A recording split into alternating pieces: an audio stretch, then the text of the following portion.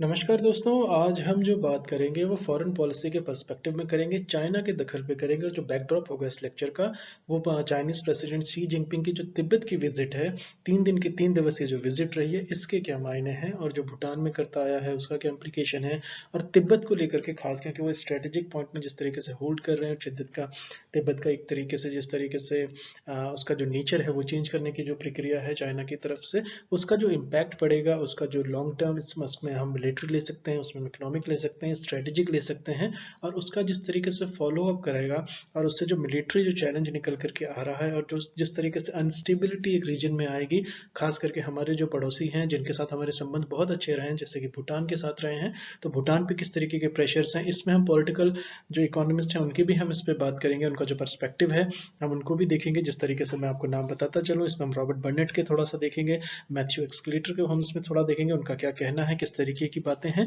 तो ये समूची जो है, और चाइना को लेकर के शी जिनपिंग का एक तरीके से जो मॉडल निकल करके आ रहा है जो गवर्नेंस का, वो किस तरीके का है, इस पर हम एक विस्तृत बात करेंगे ताकि उससे हमें अंदाजा हो जाए कि शी जिनपिंग के लिए जो इंटरनल डोमेस्टिक चैलेंजेस हैं उनको किस तरीके से एक तरीके से उनसे नजर हटाने के लिए, जिस तरीके से जो शी जिनपिंग की जो पॉलिसीज हैं, चाहे वो क्रैकडाउन लेकर के हो, चाहे इकोनॉमिक जाइंट पे, चाहे वो खुद को आजीवन प्रेसिडेंट बनाने की तरफ बात हो, जिस तरीके से उन्होंने नॉर्म्स को चेंज किए। और ऐसा भी कहा जाता है, मैं आपको बैकड्रॉप देता चलूं कि माओ के बाद अगर जो सबसे शक्तिशाली राष्ट्रपति अगर कोई हुआ है चाइना में, तो वो शी जिनपिंग है मौजूदा। जिस तरीके से मैं आपको ये बताऊंगा किस तरीके से जो पुराने राष्ट्रपति रहे हैं, जैसे हु जुनटाओ रहे हैं, या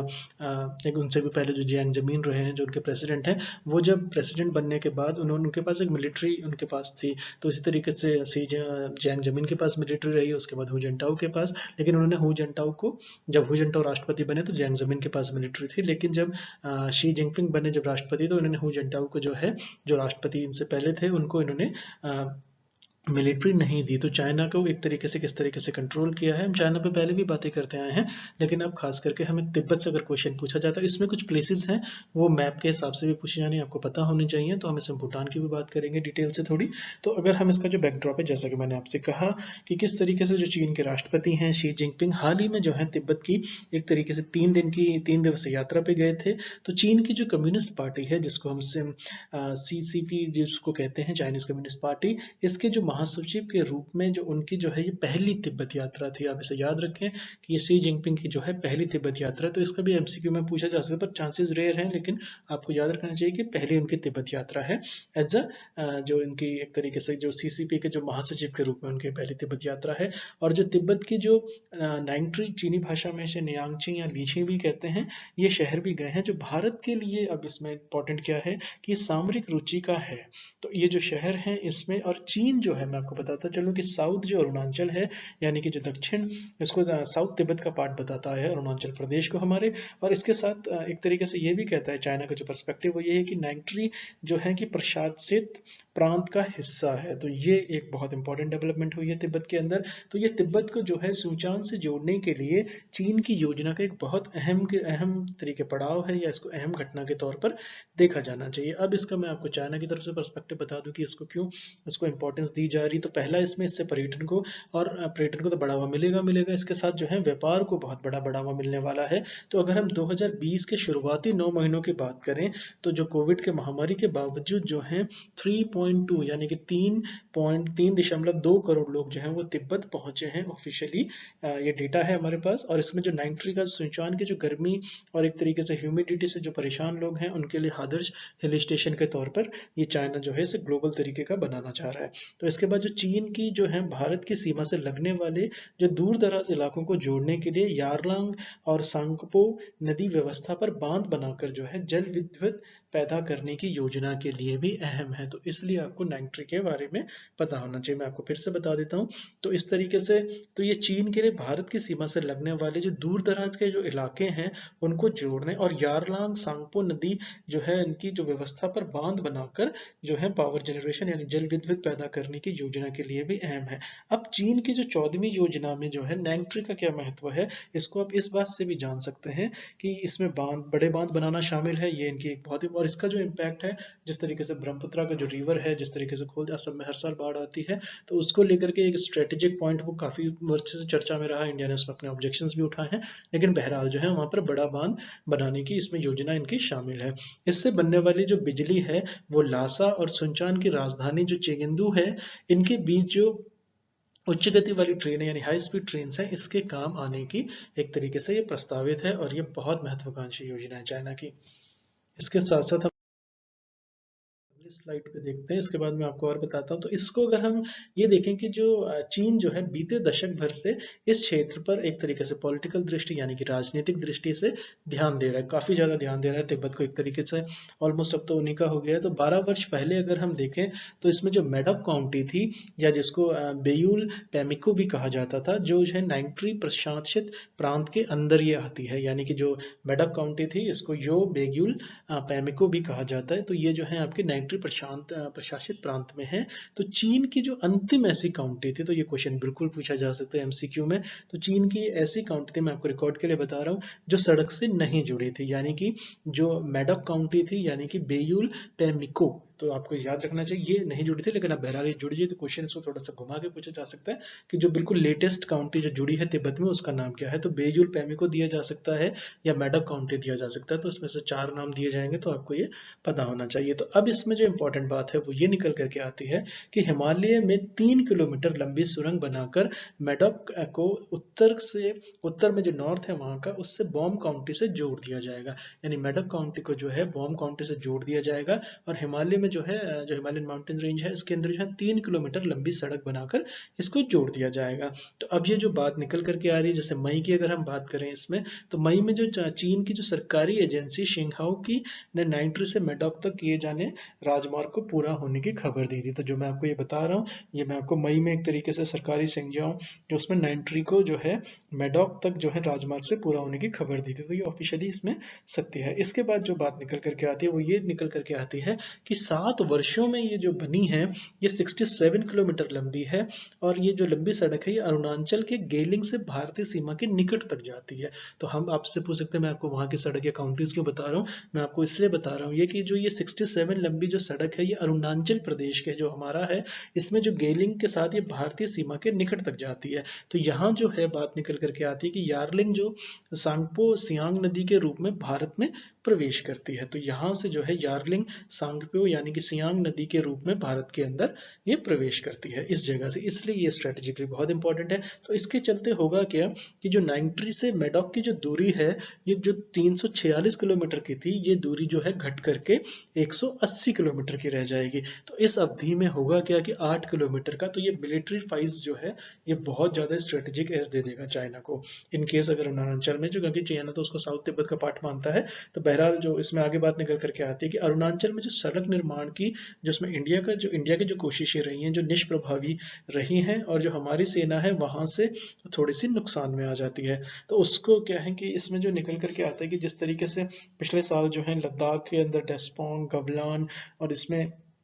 जो हॉट स्प्रिंग पेंगोंग सोमे चीनी घुसपैठ का समय हुआ था, तो चीन ने तिब्बत में भी जो है सैन्य बल और लॉजिस्टिक्स को जुटाने के मामले में बढ़त हासिल कर ली है। तो इसके मद्देनजर हमारे लिए जो शी जिनपिंग की जो तिब्बत विजिट है ये बहुत इंपॉर्टेंट हो जाती है, खास करके फॉरेन पॉलिसी के पर्सपेक्टिव में। हम भूटान की भी बात करेंगे, लेकिन मैं आपको इसमें एक बात और बताता चलूं, इसमें हम अगले स्लाइड में देख लेते हैं।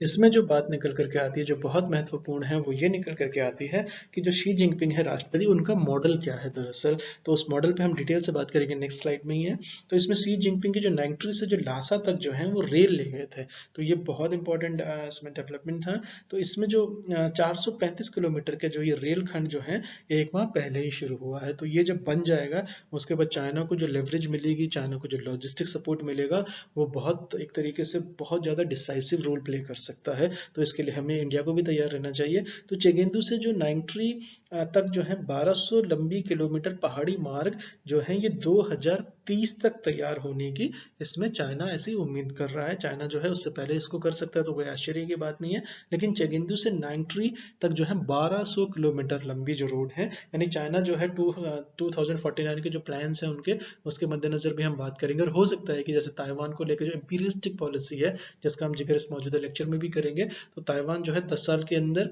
ताइवान को इन्वेड करके उसे मिलिट्रिकली अपने से जोड़ लेगा। तो ऐसी भी काफ़ी ज़्यादा मैं कंसिडरेबल एक तरीके से इसको एक चैलेंज मान रहा हूँ, खास करके इंडिया के लिए भी, यूएस के लिए तो ये चैलेंज है ही। और किस तरीके से आसियान के अंदर जो है, जो चाइना जो है वो एक एक इंडिविजुअल कंट्री का बायलैटरल लार्जेस्ट ट्रेडिंग पार्टनर है, किस तरीके से जो आसियान की जो यूनिटी हुआ करती थी वो इकोनॉमिकली फ्रंट पे चाइना के पास जो इकोनॉमिक मसल है उसके अंदर किस तरीके से उनकी जो एकजुटता है उसमें काफ़ी सारे जो है एक तरीके दरारें इसमें बिल्कुल विजिबली दिखती हैं। तो साउथ चाइना सी पे अगर आप वेलेंसिया को पढ़ें तो आपको पता चलेगा, रॉबर्ट कैपलान को पढ़ें तो उसमें आपको काफ़ी ज़्यादा पता चलेगा। लेकिन बहरहाल हम वापस तिब्बत पे आ जाते हैं। तो मैं आपको बता रहा था कि जो चेगेंदू से जो नाइंगट्री तक 1200 किलोमीटर लंबा जो पहाड़ी मार्ग है, ये 2030 तक तैयार होने की चाइना ऐसी उम्मीद लगाता है, या चाइना इस पर उस तरीके से काम कर रहा है। तो रास्ते में जो है शी जिनपिंग ने जो है चीन की जो सेना है सीमा पर तैनात जवानों की जो उसने सराहना की है, तो इन्होंने ये भी कहा था कि जब ये लद्दाख के अंदर जो घुसपैठे थे उस वक्त शी जिनपिंग की तरफ से ये कहा भी गया था कि जो है कि आर्मी वॉर के लिए तैयार रहे। तो एक तरीके से पॉलिटिकल मूवमेंट, और शी जिनपिंग जो है 2022 में अपने को आजीवन राष्ट्रपति बनाने की बात भी आगे चल रहे हैं। तो उसमें क्या होगा कि हर 10 साल के बाद जो इनका चेंज होता है उसको शायद इस बार हमें ना देखने को मिले, और वो लाइफ टाइम के लिए प्रेसिडेंट होने जा रहे हैं। इसके बाद जो बात निकल करके आती है वो ये है कि सेना को एक तरीके से उनका स्पष्ट संदेश है, इसको अगर हम मिलिट्री वाइज या फॉरेन पॉलिसी में या स्ट्रेटेजिक फॉरेन पॉलिसी के अंदर हम डिफेंस को मद्देनजर रखते हुए बात करें, तो जो चाइनीज आर्मी है उसको ये स्पष्ट संदेश था कि भारत के साथ सीमा पर जो है एक तरीके का दबदबा रखना जो है ये चाइना की प्राथमिकता है। आपकी वॉर चलती रहे, आपकी जो ट्रेड इसमें जो है बॉर्डर डिस्प्यूट्स पे जो उन पे टॉक्स होती हैं वो चलती रहे, स्ट्रेटेजिक टॉक्स का उनको नाम दिया जाए, लेकिन बहरहाल जो है चाइना अपनी पोजीशन को किसी भी तरीके से ढीला करने की उसमें स्थिति में नहीं है। और ये जब राष्ट्रपति अपनी आर्मी को कहता है तो इसके बहुत इंपॉर्टेंट मायने होते हैं। इसके बाद अगर हम देखें कि सन अगर 1962 में थोड़ा सा पीछे चले जाएं, तो जब इंडो चाइना वॉर हुई थी उसके बाद से ही चीन की सेना जो है निरंतर तरीके से समय समय पर ये करती आई है। तो ये उनकी एक तरीके की उनकी जो पॉलिसी है इंडिया को लेकर के उसका ये अहम हिस्सा है। और 1990 की अगर हम बात करें, इसके दशक के आखिरी दिनों के बाद जो है उसने अपनी जो ये रणनीति है, जो ये स्ट्रेटेजिक, उसने एक तरीके से इसको बार बार इसको अपनाया है। उसके अंदर इसने इसकी जो है टेंडेंसी बहुत ज़्यादा बढ़ा दी है। तो आप ये देखेंगे जब यूपीए की सरकार थी, मनमोहन सरकार थी, उस वक्त चाइनीज इंट्रूशन को लेकर के कितनी खबरें बनती थी। इस वक्त चाइना ने पिछले में जिस तरीके से डोकलाम में हुआ, लद्दाख में हुआ, तो चाइना ने उसमें 1990 के आखिरी दिनों के बाद उसमें एक तरीके से उसमें जानबूझकर या रणनीति के तौर पर या स्ट्रेटेजी के तौर पर उसकी जो है फ्रीक्वेंसी और ज़्यादा बढ़ा दी है। तो ये एक सिग्निफिकेंट चेंज है। 1962 के बाद तो ये था ही, लेकिन 1990s के बाद ये लगातार हुआ है। अब हम आपको, जैसा कि मैंने कहा था कि मैं आपको पॉलिटिकल थिंकर्स के बारे में बता दूं, जैसे कि अगर हम इसमें रॉबर्ट बर्नार्ड की बात करें, इसमें मैथ्यू एक्लिस्टर की बात करें, तो ये तिब्बत के जो हैं इनको इम्पोर्टेंट लेखक माना जाता है। तो तिब्बत पर इनकी काफ़ी ज़्यादा पकड़ भी है। तो और जैसे कि इन्होंने कहा है कि चीन की इस नीति का जो कार्यान्वयन के बारे में जो लिखा है इन्होंने, मैं उसके हिसाब से आपको बता रहा हूँ, उसके हवाले से आपको बता रहा हूँ कि चीन में जो याक चराने वाले जो सामान्य तिब्बती ग्रामीण हैं, जो है डिस्प्यूटेड सीमा पर अतिक्रमण करने का इन्होंने काम दिया है। तो आप इसका बिल्कुल मॉडल समझें कि किस तरीके से चाइना जा रहा है। तो जो याक चराते हैं वहाँ के जो सामान्य जो तिब्बती जो विलेजर्स हैं उनको एक तरीके से सीमा पर अतिक्रमण करने का काम दिया गया है, ताकि जो है इसका जो इम्पैक्ट है, आप पूछेंगे कि मैं आपको इतनी छोटी सी बात क्यों बता रहा हूँ, लेकिन ये छोटी नहीं है, क्योंकि ताकि जो है इससे होगा क्या कि भारत और भूटान के साथ जो डिस्प्यूटेड लैंड है या एक तरीके से जो विवादित सीमा पर है, इस पे चीन का दावा जो है काला उसमें वक्त के साथ जो है उसमें और ज्यादा मजबूती की तरह से उसको पेश किया जा सके। इसके साथ साथ जो एक बात आती है वो ये आती है, क्योंकि वो टेरेन काफी ज्यादा तिब्बत के लिए आसान है, लेकिन इंडिया अगर उस टेरेन पर अपनी एक तरीके से अपनी पॉपुलेशन को ले जाने की सोचे भी तो वो पॉसिबल नहीं है। तो इसमें जो है कि उसमें आर्मी को हमेशा रखना, तो ये एक तरीके से मिलिट्री कॉस्ट भी बढ़ाएगा। इसके बाद जो है विवादित इलाके में जो कई जगह से, लेकिन वो उसको चैलेंजिंग तो है, हमें उसके लिए कोई रास्ता निकालना होगा। तो इसके साथ साथ जो बात आती है वो ये आती है कि जो विवादित इलाके हैं इसमें कई जगह से घुसपैठ के जरिए चीन ने एक तरीके से रॉबर्ट बर्नेट की बात करें तो इन्होंने एक तरीके से ये कहा है कि चाइना जो है अर्ध सैन्यीकृत आबादी के लिए बड़ा नेटवर्क जो है चाइना चाइना ने ऑलरेडी बना लिया है। तो इसके मद्देनजर हमारी जो फॉरेन पॉलिसी होगी उसमें जो डिफेंस है, खास करके चाइना के मद्देनजर, उसमें ये अहम भूमिका निभाएगा। इसलिए मैं आपको तिब्बत के बारे में इतनी डिटेल से बता रहा हूँ। अगर हम अब रॉबर्ट बर्नर्ड की अगर हम इसमें आगे बात करें तो इन्होंने इस तरीके से कहा है कि 4 तिब्बतीय घुमक्कड़ों की दास्तान एक तरीके से इन्होंने अपनी किताब में लिखा है। तो जो दूरवर्ती जो एक है बेयूल खांचपिन इलाके के थे, जिसको लेकर चीन और भूटान के बीच में एक तरीके का विवाद है। तो भूटान के ऊपर जो प्रेसिडेंसी, खासतौर से जिस तरीके से भूटान की जो राजशाही है उसके हिंदुस्तान से बहुत अच्छे रिश्ते रहे हैं, लेकिन वहाँ की जो पब्लिक है उसमें थोड़ा सा अनरेस्ट के तौर पर देखने को मिल रहा है। लेकिन इंडिया और भूटान के जो रिलेशंस हैं वो काफ़ी वक्त से बहुत ज़्यादा मजबूत हैं। तो भूटान के एक तरीके से काफ़ी ज़्यादा डिपेंडेंसी हम पर भी है, आर्थिक तौर पर भी है, लेकिन पॉलिटिक में वो हमारे बहुत बड़े मित्र हैं। तो इसके साथ अगर हम 1995 की बात करें तो उस जो 1995 तक जो था, अन्य याक चराने वालों की तरह जो बेयूल में जो थे अपने याक चराते थे और ठंड में अपने गाँव लौट जाते थे। तो लेकिन जो है कि 1995 में जो स्थानीय सीपीसी अधिकारियों ने उनसे कहा था कि जो बेयूल चीनी इलाका है, जाड़ों में उसकी निगरानी करना उनका जो है एक तरीके से फर्ज है। तो इसके तौर पर वहां पर वो परमानेंट सेटलमेंट की तरफ इसको देख रहे हैं, क्योंकि वो टेरन, मैंने जैसे भी कहा आपको कि वहां पर जो है ठहरना रहना वो बहुत ज़्यादा मुश्किल हो जाता है कोल्ड वेदर की वजह से। और जिस तरीके से टेरन जो है वो काफ़ी ज़्यादा चैलेंजिंग तो है फिजिकल नेचर के तौर पर। लेकिन इसमें जो अगर हम बात करें जो 20 सालों के अंदर, तो 20 सालों तक अगर हम इसको बात करें तक ये जो है जो चारे चरवाहे हैं अकेले जो ये बेयूल का जो इलाका है इसमें एकदम जो है आदिम परिस्थितियों में जाड़ा जो है वो बिताते रहे हैं। तो ये एक तरीके से इसको भी एक काउंटर इन करना चाहिए हमें। तो उसमें, और अगर हम गर्मियों की बात करें इसमें, तो जो सीपीसी अधिकारी जो हैं चाइनीज गवर्नमेंट के, तो उन्होंने एक तरीके से चरवाहों के जरिए जो है कुछ गतिविधियां कर भूटान को चीन के दावे की याद दिलाते रहते हैं। तो ये जो इनका मेथड है ये इसलिए है ताकि वो भूटान पर कॉन्स्टेंटली प्रेशर बना सकें। तो बर्नेट ने ही इसको कहा, रॉबर्ट बर्नेट ने इसको आगे भी लिखा है कि इनके अकॉर्डिंग टू, मैं इनको कोट भी कर रहा हूँ, कि उनके तहत जो है भूटानी जो चरवाहों से एक तरीके से टैक्स मांगना यानी कर मांगना, चोटियों पर जो है चीनी झंडे लगाना, पहाड़ पर चीनी लिखने जैसे काम किए जाते रहे, ताकि एक तरीके से प्रोवोकिंग तौर पर भी देख लें। लेकिन इसमें अब चाइना क्योंकि इतनी बड़ी पावर है भूटान के कंपेरिजन में, तो उसके मद्देनजर जो है भूटान को एक तरीके से आर्म ट्विस्टिंग टैक्टिक्स के तौर पर इसे देखा जाता रहा है। तो चीन के दबाव में जो है, अपनी सरकार के समर्थन के अभाव में, जो भूटानी चरवाहा है, क्योंकि भूटानी चरवाहों को इतनी गवर्नमेंट बैकिंग नहीं है, तो वो अपनी जो उनके कन्वेंशनल जो पारंपरिक चारागाह थे उनसे वो पीछे हटने लगे। तो जिससे क्या हुआ कि जो चाइनीज इंट्रूडर्स थे वो उसमें चरवाहा के माध्यम से वो उसमें आगे बढ़ने लगे। तो ये इस तरीके से क्या हुआ कि जो लैंड का है उस पर समय के साथ जो है चाइना का जो है इसमें दखल ज़्यादा बढ़ गया। तो अगर हम इसको और डिटेल में देखें तो हम ये देखते हैं कि जो चीन में जो बेयू, मैं आपको अगली स्लाइड में दिखाता हूँ, शी जिनपिंग मॉडल है, हम इस पर भी डिटेल से बात करेंगे। इसमें जो बात निकल करके आती है वो ये है कि जो बेयूल में जो चीन का जो असली इरादा है वो इंडिया सेंट्रिक है। आप ये कह सकते हैं कि ठीक है तिब्बत को अपने से मिला चुका है, भूटान पर उसका अपना, लेकिन ये जो सारी गतिविधियां हैं ये अगर आप इसको रियलिस्टिक तरीके से देखें, अगर पॉलिटिकली देखें, स्ट्रेटेजिक देख रहे हैं, तो इसका जो कोर है या जो इसका सेंट्रल है वो चाइनीज जो लीडरशिप है उसको, वो इंडिया को सेंट्रिक रख करके ये सारे काम किए जाते हैं। तो एक तरीके से जिस तरीके से भूटान के जो पश्चिमी सीमा है, खासकर जो है डोकलाम पर, जिस तरीके से एक तरीके से वो जो चिकन नेक वाला इलाका है वो काफी चर्चाओं में भी रहा था। तो आर्मी एक तरह से स्टैंड ऑफ में बिल्कुल आमने सामने आ गई थी। तो उस पर उसकी निगाह जो है डोकलाम पे है। और एक तरीके से 1990 के बाद से ही चीन जो है भूटान को एक सौदे की पेशकश करता रहा है। तो इस सौदे को बताने के लिए मैं भूटान का बार बार जिक्र कर रहा था। तो वो जो इंपॉर्टेंट सौदा है वो ये है कि जो उत्तर के अंदर बेयूल समेत जो है 495 स्क्वायर किलोमीटर यानी कि 495 स्क्वायर किलोमीटर का वर्ग किलोमीटर का जो जमीन पर चाइना जो है अपना दावा छोड़ने की एक तरीके से बात करता है। लेकिन उसमें जो शर्त है वो ये है कि भूटान जो है पश्चिम में जो है डोकलाम समेत जो है 269 स्क्वायर किलोमीटर का इलाका जो है वो उसे दे दे, यानी कि उसको एक तरीके से भूटान को 1990 से चाइना की पॉलिसी का पार्ट है। तो उसमें से इसमें काफी चर्चा भी होती रही है। इसमें अगर आप इंडियन राइटर्स को भी पढ़े उन्होंने भी इसका जिक्र किया है। तो इसमें देखें कि डोकलाम का जो एरिया है वो एक तरह चिकन नेक का खास करके जो एरिया है, अगर उस पर चाइना की लीडरशिप हो जाती है तो इंडिया के लिए वो स्ट्रेटेजिकली बहुत बड़ा एक तरीके से लॉस होगा। लेकिन भूटान इसको बहरहाल जो है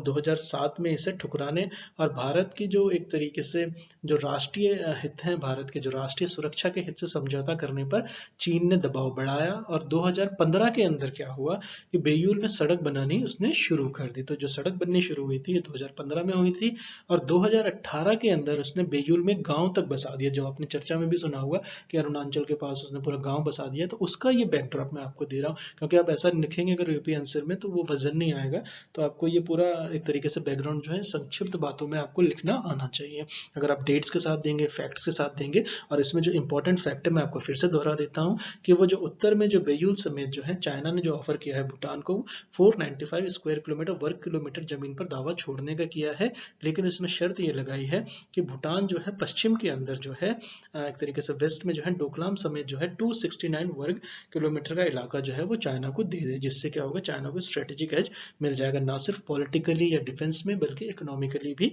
उसको बनाने में जो चाइना के जो लॉन्ग टर्म प्लान्स हैं उसमें ये बहुत कारगर होगा। लेकिन भूटान इसे बहरहाल इसको मना करता है। इंडिया के साथ जिस तरीके से मैंने पहले कहा बहुत अच्छे रिलेशन है भूटान की लीडरशिप के, भूटान के रॉयल जिसमें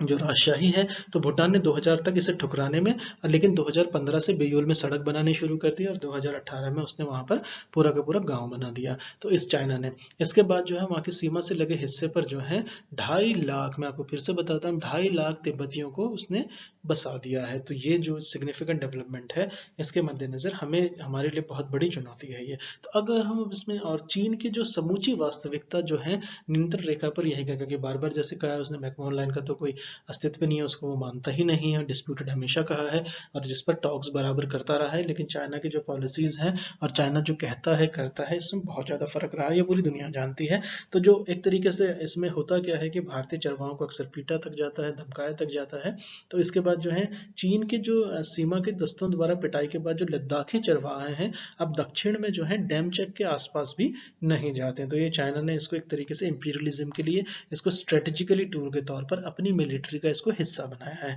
तो अब इसमें हम बात करते हैं चुशूल जो इलाका है इसमें जो भारतीय चरवाहों के साथ भी ऐसा ही किया जा रहा है। यानी अब चाइना का मॉडल देखें कि किस तरीके से वो तिब्बत के अंदर कर रहा है, भूटान के अंदर कर रहा है, तो ये चियाशु जो इलाका है इसमें भी ऐसा ही किया जा रहा है। तो भारत ने जो है 1986 में जो तवांग के निकट 2017 में डोकलाम में जो भूटानी भूभाग है इसमें सैनिक भेजकर चीन को रोका और अपना रेसिस्टेंस दिया। तो उस वजह से दोनों आर्मीज जो है वो आमने सामने खड़ी हो गई थी, क्योंकि चाइना जो है ये बहुत ज्यादा कर चुका था। जो 2017 की बात है वो जो डोकलाम का स्टैंड ऑफ हुआ था, इसके बाद जो है भारतीय सेना ने जो चीन के साथ एक तरीके से जूझने का मादा दिखाया है और उसमें पॉलिटिकल एक तरीके से उसमें जो है फॉरेन पॉलिसी का जो दबाव रहा है। लेकिन जो राजनीतिक नेतृत्व जो एक तरीके से देखें उसमें जो है जैसे कि सरकारें रही हैं तो उसमें जो है कि हम एक अनवांटेड वॉर में नहीं जाना चाहते हैं, तो इसका फायदा भी चाइना ने उठाया है। तो हमें अपनी मिलिट्री जो सुपीरियोरिटी है उसको थोड़ा सा बना के रखना होगा, एयरफोर्स को हमें बना के रखना होगा। न्यूक्लियर पावर है लेकिन चाइना जो है ऐसा करता रहेगा, तो हमें इसका कोई हल निकालना ही होगा। तो हमें ये सुनिश्चित करना चाहिए कि हमारी जो सीमा के जो एक चाहे वो सैनिक हो या चाहे हमारे सिटीजन्स हो, नागरिक हो, उन्हें कभी ऐसी स्थिति का सामना ना करना पड़े कि वो चीन के सामने जो है कमजोर पड़े। तो अब इसमें बात आती है कि जो शी जिनपिंग का जो मॉडल है ये सारी बातों को लेकर के शी जिनपिंग ने जैसा मैंने बताया आजीवन राष्ट्रपति की बात है 2022 में उनको एक तरीके से मिल ही जाएगा। चाइना के पास जिस तरीके से मैंने हु जिनटाओ जो राष्ट्रपति बने तो जियांग जमीन जो उनसे पहले राष्ट्रपति थे, तो ये 10-10 साल के लिए जब होते हैं तो उनको उन्होंने मिलिट्री दी थी, लेकिन हु जिनटाओ को मिलिट्री नहीं दी गई, शी जिनपिंग ने उसे अपने पास रख ली। तो चाइना में एक तरीके से 5 जो बड़े बड़े पद हैं उनके उन पदों पर शी जिनपिंग जिस तरीके से विराजमान है जब से वो राष्ट्रपति बने हैं, तो उसके नजर जो है और जिस तरीके से उन्होंने टेक कंपनीज पे क्रैकडाउन लेके आए हैं, जिस तरीके से वो अपने खिलाफ जो रेसिस्टेंस की बात है, जिस तरीके से ताइवान पे और जिस तरीके से अफगानिस्तान को अगर आप देखें किस तरीके से चाइना पहली कंट्री थी, उसके बाद रशिया भी थी, लेकिन चाइना का जिस तरीके से इकोनॉमिक माइट है उन्होंने उनको ये कहा था कि तालिबान को सरकार को हम मान्यता देंगे। और चाइना के पास यूनाइटेड सिक्योरिटी का जो आपका यूनाइटेड नेशंस है उसके अंदर आपका परमानेंट मेंबर है, तो वीटो पावर भी है। तो चाइना की जिस तरीके से पाकिस्तान की भी सपोर्ट करता आया है, तो एक तरीके से इंडिया को जो घेरने का जो मॉडल है इसका, श्रीलंका में उसने पूरा बंदरगाह अपने पास ले लिया है, बांग्लादेश में इंट्रूजन इसमें लगातार होती रही है, इकोनॉमिक माइट से एक तरीके से प्रेशराइज किया जा रहा है, नेपाल के साथ ऐसे ही हो रहा है। तो इंडिया को जो घेरने का जो प्रोसेस है उसमें इस पर्टिकुलर लेक्चर के अंदर मैं आपको तिब्बत और भूटान की बातें करना चाहता था, जिसके नजर जो इसमें जो इम्पोर्टेंस है वो हमें ये नजर आती है कि चाइना जो है अपनी पॉलिसीज को लेकर के बहुत ज्यादा एक तरीके से टाइम बाउंड तरीके से उसको आगे बढ़ रहा है, उसको निरंतरता उसमें इंटेंसिटी लेके आ रहा है, जिससे जो है एक ओवरऑल प्रेशर जो है इंडियन गवर्नमेंट के ऊपर भी बन रहा है। एक तरीके से अगर ये फ्लैश पॉइंट पे चला जाता है तो इससे जो है कि ये बहुत बड़ा इससे टर्न आउट होगा, खासतौर पर इकोनॉमिक में। जिस तरीके से इंडिया को वो इकोनॉमिक टाइप में बढ़ने ही नहीं देना चाहता है, लेकिन इंडिया जो है एशिया की जिस तरीके से तीसरी सबसे बड़ी अर्थव्यवस्था है, चाइना और जापान के बाद। तो इस तरीके से जो क्वाड की जो बात चल रही है, फिर उसमें अमेरिका का दखल, लेकिन अफगानिस्तान में अब इंडिया का क्या रोल रह जाता है। हमने करीब करीब 25,000 करोड़ की इन्वेस्टमेंट, उसमें मैंने पूरा एक लेक्चर बनाया किस किस मद में हमने कितना कितना पैसा अफगानिस्तान में किया है। तो अफगानिस्तान के बहाना हो, तिब्बत का बहाना हो, भूटान का हो, श्रीलंका हो, बांग्लादेश हो, नेपाल हो, तो चाइना का बिल्कुल स्ट्रेटेजिकली क्लियर है कि किस तरीके, और चाइना के जो गोल्स हैं, चाहे वो मैरीटाइम सिल्क रूट हो, चाहे वो चाइना का आपका जो रोड से जो सिल्क रूट जो ईरान से पाइपलाइन की बात की जा रही है भाई, अफगानिस्तान पाकिस्तान जो जा रही है, आप चाहे पीओके के अंदर चाइनीज कंस्ट्रक्शन की आप बात देखें जो काराकोरम के नीचे है, तो चाइना का जो प्लान है वो बहुत साफ है, बहुत स्ट्रेटेजिकली है। तो इस चैलेंज के लिए हमें तैयार रहना होगा, और किस तरीके से हमारा जो डोमेस्टिक इकोनॉमी के अंदर जो ट्रेड के अंदर जो चाइना का दखल है या चाइना का जो वर्चस्व है, और जो चाइना के साथ हमारा एक तरीके से ये देखें कि जो इम्पोर्ट और एक्सपोर्ट का जो फर्क है वो भयावह है, उसको मद्देनजर हमारे पास न सिर्फ हमें राजनीतिक है बल्कि हमारे नेबर्स के हितों की रक्षा करना भी हमारा दायित्व बन जाता है, स्ट्रेटेजिकली बन जाता है। और इकोनॉमिक लड़ाई तो है ही उसमें, लेकिन पॉलिटिकल और खास करके फॉरेन पॉलिसी के लिए ये चैलेंज होता है। तो आने वाले वक्त में जो है ये मामला और इंटेंस होगा, इसके मद्देनजर क्या सॉल्यूशंस निकलते हैं जब भी होगा हम उस पर बात करेंगे। लेकिन बहरहाल तिब्बत और भूटान को लेकर के हमने इस पर बात करनी जरूरी देखी थी, तो इसलिए जो है ये क्वेश्चन बिल्कुल पूछा जा सकता है। और जो मैंने इसमें प्लेसेस बताई हैं, जो मैंने आपको इसमें थ्योरिस्ट बताए हैं, आप उनके हवाले से आप देखें, आप मैप में देखें किस किस तरीके का है, और इसका जो आप जब आंसर्स लिखें तो डेटा के साथ आपको एनालिटिकल एबिलिटी में भी उसके साथ जस्टिस करना आना चाहिए। चलिए आपसे नेक्स्ट सेक्शन में मिलते हैं। Thank you so much for listening. नमस्कार दोस्तों।